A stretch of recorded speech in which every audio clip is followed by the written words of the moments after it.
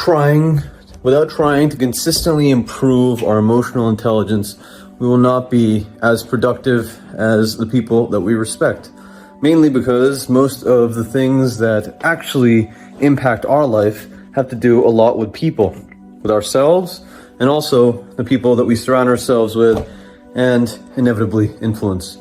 So what is it that makes up this emotional intelligence thing? So many people are talking about it. So many people are going off, doing crazy tangents, spending an entire life talking about emotional intelligence. Well, emotional intelligence really has to do with logic. When it comes down to it, the universe is numbers, the universe is logic. And the reason that I harp on this a lot more nowadays is because I read a series of books, and also because I realized that a lot of the philosophies, a lot of the natural tendencies that I have in my life tend to revolve around things that I feel are logical. The way that we interact with people, the way that we get things that we deserve or we feel we deserve, the way we set goals, all of it kind of has to do with whether or not we can identify things properly, put them in the right place, and move past or access them when we need them. So emotional intelligence works in a myriad of different ways, and I'm sure you have utilized many of these things in your own life. My name's Tarab. I make a bunch of videos about how to actualize your potential catalyst. So hopefully this will be useful to you. And if it is, smash that thumbs up, give me a subscribe. Emotional intelligence. How do we use it? Well, we use it to influence people. We use it to understand ourselves. So how do we understand ourselves? There is a series of events that happen in life that hopefully require us to change as human beings, hopefully require us to evolve into better people, more productive people, to get the things that we desire in this life. A good mate, a beautiful place to live, potentially nice things.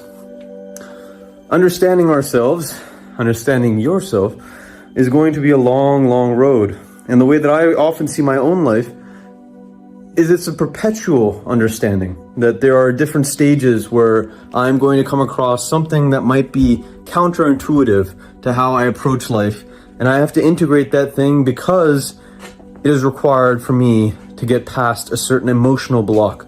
Some people call these chakras, some people call these strange realities in our mental states, blocks that exist because we have not tapped our full potential. How do we go about breaking these in a systematic approach? And the reason I'm harping on ourselves first is because if we don't understand ourselves, we can hardly understand other people. So how do we break through emotional blocks? Change. Change is my number one way of breaking through emotional blocks. Now, it's not to say changing your habits, changing the things that you do every day, but really changing the circumstances in your life, setting goals that are achievable, knocking them out, then setting more goals. Now, you might think to yourself, this could lead to a life of never being able to stay still, of never being able to be satisfied and live in the moment, be at peace. I argue, my friend, to go and approach our goals, to change our circumstance, actually allows us more time to enjoy life. It actually allows us a deeper enjoyment of life because we have seen more. And by virtue of that, because we are more logical, because we have identified more and placed more in different boxes. So a big part of evolving as an emotional intelligent being is going to be change, setting goals and moving forward on them. Next part is going to be along the way, who do we pick up? Who are the people in our life that give us motivation? What are the things that we surround ourselves with that consistently allow us to be greater, to feel better emotions about ourselves and push ourselves to the point where we feel we've done a good job at the end of the day? These are very, very important things that allow us, that give us the motivation, the external and internal motivation to really achieve, conquer our goals. Because if the people in our life aren't good, if they're of not the greatest quality of character, of loyalty, of perhaps ambition, most of the time we will end up much like those people without even knowing it. Most of the time very, very passively, until one day we realize, hey, I was doing this thing a month ago all the time, and now I'm not. And many of us think to ourselves, well, we must be the issue. We must be just terribly lazy or terribly uninspired. Well, the reality is, my friend, why not make our life a little easier?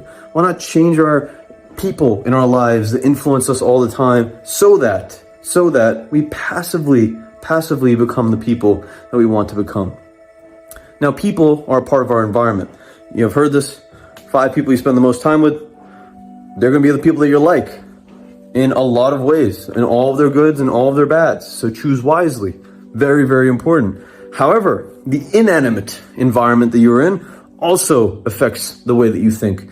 If an environment is clean, if an environment is hospitable, if an environment is artistic or creatively inspiring, we are going to think in different ways. So I have a lot of contrast in my life. I have the environment of my house, which is incredibly put together for the most part.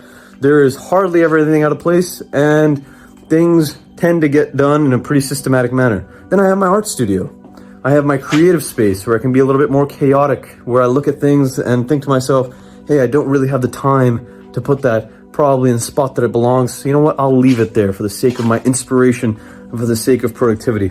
This is something that I personally have to change about my situation down here. But nonetheless, understanding that my environment influences me, understanding how important it is to put things hopefully in a place that makes a lot of sense for the things that we want to do, that, my friend, is a part of gaining emotional intelligence. And also, really being your own friend. At the end of the day, we're going to spend a lot of time in our head, for better or worse. And we kind of have to realize that if we want to become more kind to ourselves, if we want to love ourselves and to have more inspiration, whatever it is, that we should be kind to ourselves in the sense that when we set a goal, we go and hit it. We go and hit it every time. And the more times we hit that goal, the more faith we have in ourselves, much like how we feel about other people. Okay, environment, including people, inanimate and animate, and also change. The last thing I will say is that this universe is a very, very big place. It's a very, very big place. And we are very, very small. I believe a part of growing more emotionally intelligent goes along with being a more spiritual person to a degree. You know, in the sense that we understand that we are part of a larger structure, a larger species, a larger planet, a larger galactic system. This is going to come into play more and more as the years go on. So if you're watching this in 3000, cheers. I made this video like many, many others. Go check them out. To understand that we are bigger, that there is something around us that is much, much bigger than us, much more robust potentially than us, actually gives me personally a lot of strength in life.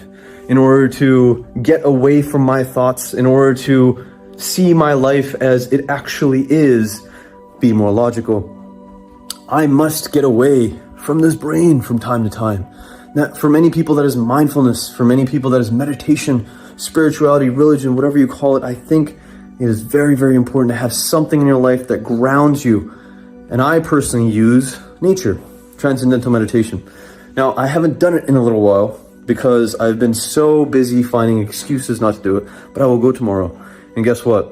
This will keep me accountable so that I can speak to you and also improve my heart, my soul. So those are the 3 things that will make me more emotionally intelligent as an individual. Okay, how do we impact, how do we influence the lives of other people around us in order to make our dreams a reality? Pursue these 3 things every time, every day.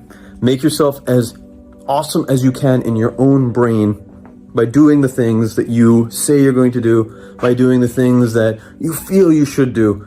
And slowly, slowly, slowly, all of those people in your life that you want to pick up will also come up with you and be, hopefully, very grateful in the process, because you'll be listening to them, because you will be encouraging them, because we will make sure that though we are pursuing the beautiful things in life, the things that we deserve, that we're not being callous, that we're not being crude, and hopefully that we're being very, very respectful. So if you found this useful, you know what to do.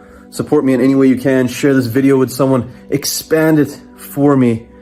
And if you have a second, this is actually a video that I made about how important kindness is in life. If you are finding that your kindness is taking away from your opportunities, taking away from your life, perhaps give this one a try. And as always, my friend, actualize your potential catalyst. This world needs you. Take care.